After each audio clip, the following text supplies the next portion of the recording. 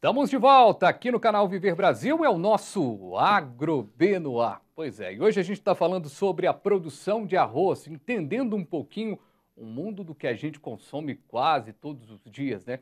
Estamos recebendo o Ariano Magalhães, pesquisador da Embrapa Clima Temperado, e também o Fábio Aurélio, pesquisador da EPAMIG, Programa Estadual de Pesquisa em Grãos. Ô Fábio, recentemente, 3 grãos novos, 3 cultivares, melhor dizendo, estão sendo trabalhadas pela EPAMIG. Queria que você desse um pouquinho de esclarecimento para a gente sobre essas possibilidades novas aí do arroz. Os materiais de terras altas que foram mais recentemente obtidos pelo Programa de Melhoramento foram BRS-MG Caçula, BRS-MG Relâmpago e BRS-MG Caravera. Os materiais BRS-MG Caçula e Relâmpago, eles têm por objetivo atenderem aqueles produtores que precisam de materiais precoces, no caso o relâmpago, e super precoces, no caso do caçula, que apresentem características de grãos do tipo longo fino, agulhinha, né? Com bom rendimento de grãos e tolerância às principais doenças, no caso, para o nosso sistema de produção, a brusone, né, de folha e pescoço, e a mancha parda. O BRSMG Caravera, ele já é um material de ciclo médio a tardio, que apresenta boa qualidade de grãos e boa produtividade. Então, essas são as 3 últimas cultivares que foram lançadas. E o nosso programa de melhoramento está em vias de lançar alguma novidade. Eu, particularmente, não atuo diretamente com melhoramento, a gente dá um suporte instalando os ensaios que a gente chama de valor de cultivo e uso, né, ensaios VCU, que são aqueles ensaios onde são comparadas as linhagens com maior potencial em relação aos materiais já lançados que servem como referência para produtividade e características agronômicas, né, características de comportamento com relação à reação a doenças, esse tipo de coisa. E também, né, para mim, nós temos desenvolvido um bom trabalho quando você fala em consumo, e aí mais ligado à parte fitotécnica, que tem a ver com a biofortificação dos grãos.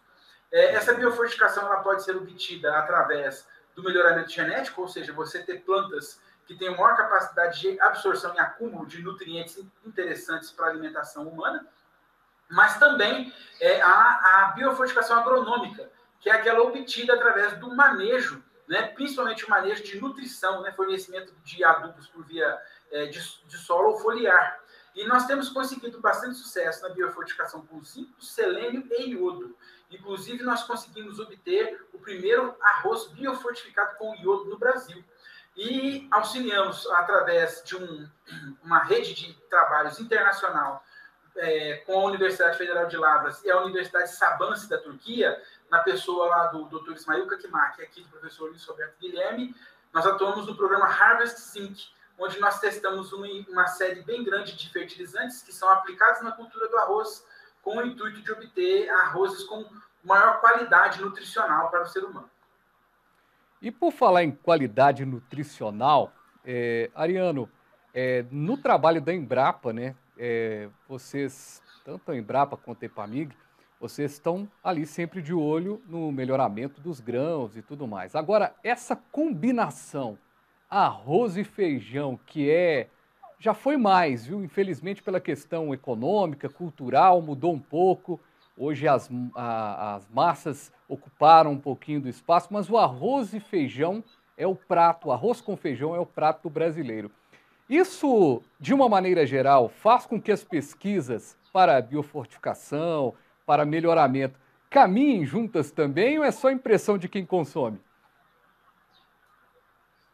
Não, perfeitamente, temos trabalhos bastante fortes também na biofortificação e esse conjunto de arroz e feijão, ele supre bastante as necessidades da população brasileira, principalmente de baixa renda, né? O feijão trazendo o acréscimo da proteína e o arroz com a contribuição energética, né, que são vitais para a alimentação humana. Então, é de grande importância, né? Embora a gente não tenha muito valorizado ainda no pacote, né, um arroz biofortificado, né, que pode ser feito também por formas genéticas, né? A gente trabalha intensamente nessa busca principalmente de alguns sais e vitaminas que tenham maior concentração. Isso pode ser observado até no processo industrial, né, que seria uma pequena diferença de beneficiamento do arroz branco polido, comparativamente com o arroz parboilizado ou arroz integral. Esses três processos podem ser oriundos de um mesmo campo de produção, uma mesma variedade, eles apresentam nutrientes distintos em função do seu beneficiamento. O arroz integral ele é mais rico em fibras e sais minerais e vitaminas, comparativamente com o arroz branco polido. E o parboilizado ficaria numa situação intermediária. Então, são técnicas que trazem opções para o consumidor, né? Mas o grande volume ainda está no arroz branco, longo fino, vítreo, e que após o cozimento fique macio e soltinho. Essa é a preferência do consumidor nacional. Né? Da população. É a minha preferência também. Agora, esse também, quando a gente fala de biofortificação, melhoramento, a gente está melhorando esse arroz branco também para ele ter mais vitaminas, para ele ter mais, de certa forma, melhorar essa alimentação também, né? Exatamente. Na verdade, o arroz é uma cultura um pouco diferente das demais, porque quando o produtor colhe lá um determinado volume, né, no campo, esse volume não é necessariamente o que vai ser comercializado. Ele vai ser pago em função de duas características que se tratam da renda e rendimento. A renda é quanto do arroz colhido, não é casca, é arroz. E o rendimento é quanto do arroz colhido está inteiro, na condição que a dona de casa o quer, não está quebrado. E as estratégias de manejo, as estratégias de melhoramento e até mesmo a biofortificação com determinados nutrientes interfere na capacidade de aumentar a renda e rendimento, fazendo com que o produtor possa ter uma maior rentabilidade na sua produção.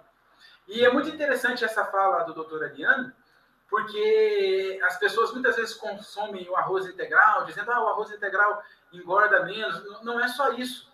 Ele também preserva uma quantidade maior de nutrientes, né? E mesmo quando é realizada a biofortificação agronômica, o arroz integral sempre leva vantagem em relação ao arroz branco e ali em intermediário o arroz parbolizado, né? Que ele passa por um processo de aquecimento, com altas temperaturas e pressão, que consegue inclusive soldar o arroz que está quebrado dentro da casca, possibilitando uma melhor renda e rendimento.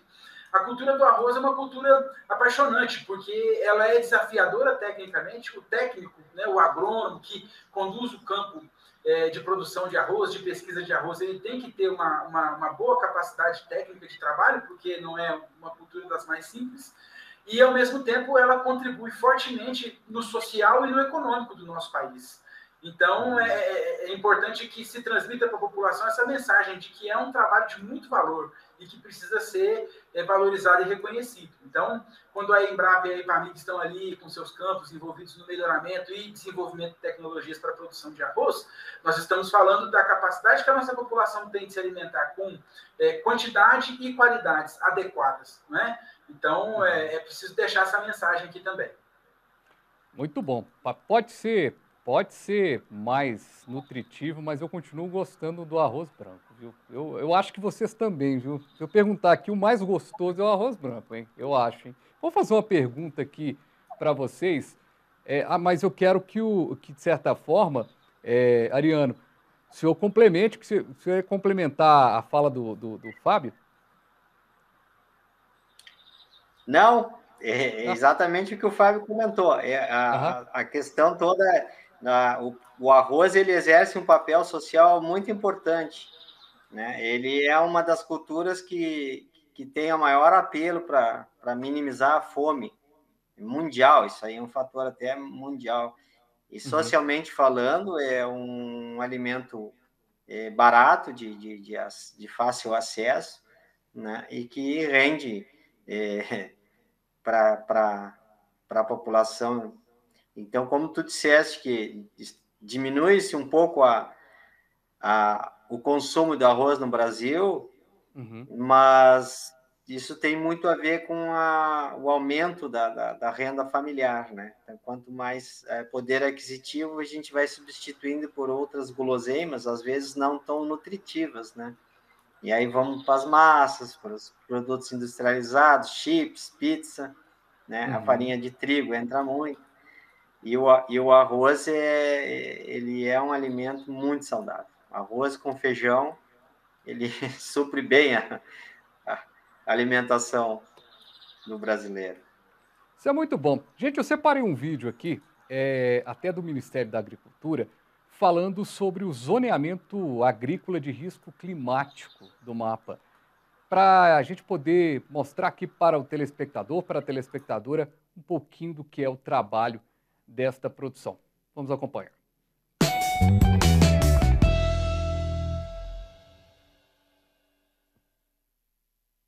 Desde 1996, o Programa de Zoneamento Agrícola de Risco Climático do MAPA visa indicar as melhores janelas para a realização de plantios, sempre evoluindo em busca das melhores formas de viabilizar a produção e nunca se esquecendo da sustentabilidade e segurança ao agronegócio brasileiro. A empresa brasileira de pesquisa agropecuária, Embrapa, utiliza 31 centros de referência em todo o país, cada um focado em culturas e sistemas de produção específicos. Por meio de pesquisas, são descobertas as exigências fisiológicas das culturas quanto ao solo, clima. Com essas informações e conhecendo o comportamento das plantas a partir da falta ou excesso de algum componente climático, é possível indicar aos produtores os períodos mais favoráveis de plantio. A partir dos dados de estações meteorológicas espalhadas por todo o país, os técnicos realizam cálculos fazendo um cruzamento entre o histórico de dados climáticos de no mínimo 30 anos e as necessidades das culturas. Ao final, é definido um calendário de plantio para cada cultura por município, tipo de solo e ciclo de cultivar. Este estudo é publicado pelo Ministério em portarias e disponibilizado via site no painel de indicação de riscos e por meio do aplicativo ZARC Plantio Certo. Desta forma, o mapa auxilia os produtores a realizarem o cultivo das lavouras com menor risco de perda, além de permitir o acesso ao Programa de Seguro Rural para a contratação de apólices de seguro por um preço mais acessível.